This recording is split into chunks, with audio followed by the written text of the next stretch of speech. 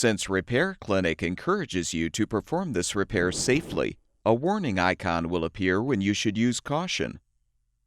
For many repairs, you will need to remove your freezer's rear interior panel. Before you attempt this, be sure to unplug the appliance. Your first step is to take off the retaining clips and remove the freezer shelving. Then, remove the drawers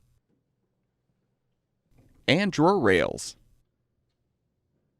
You can now remove the screws to release the interior panel or panels and move them out of the way.